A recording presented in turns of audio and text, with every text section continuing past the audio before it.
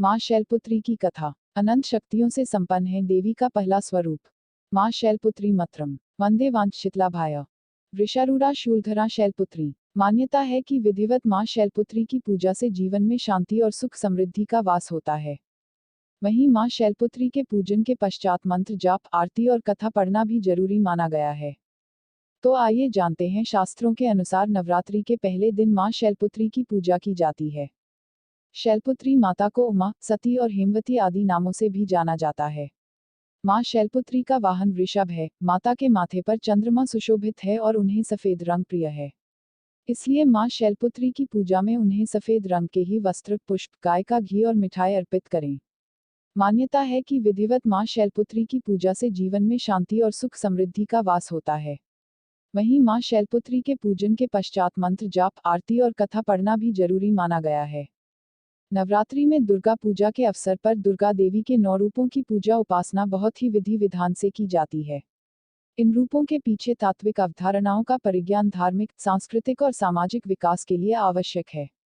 आइए जानते हैं माँ शैलपुत्री के बारे में। माँ दुर्गा को सर्वप्रथम शैलपुत्री के रूप में पूजा जाता है।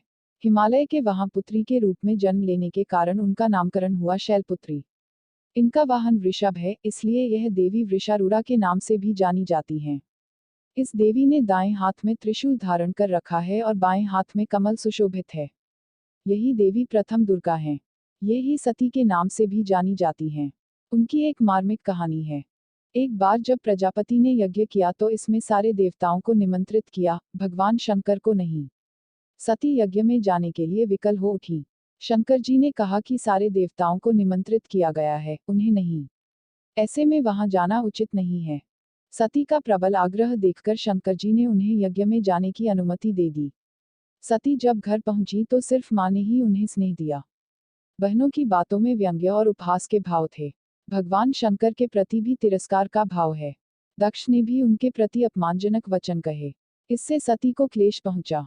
वे अपने पति का यह अपमान न सह सकीं और योगाग्नि द्वारा अपने को जलाकर भस्म कर लिया। इस दारुण दुख से व्यथित होकर शंकर भगवान ने उस यज्ञ का विध्वंस करा दिया। यही सती अगले जन्म में शैलराज हिमालय की पुत्री के रूप में जन्मी और शैलपुत्री कहलाईं। पार्वती और हेमवती भी इसी देवी के अन्य नाम हैं। शैलपुत्री का विवाह भी भगवान शंकर से हुआ। शैलपुत्री शिवजी की अर्धांगिनी बनी। इनका महत्व और शक्ति अनंत है। जय मां शैलपुत्री। जय माता दी। कोलन।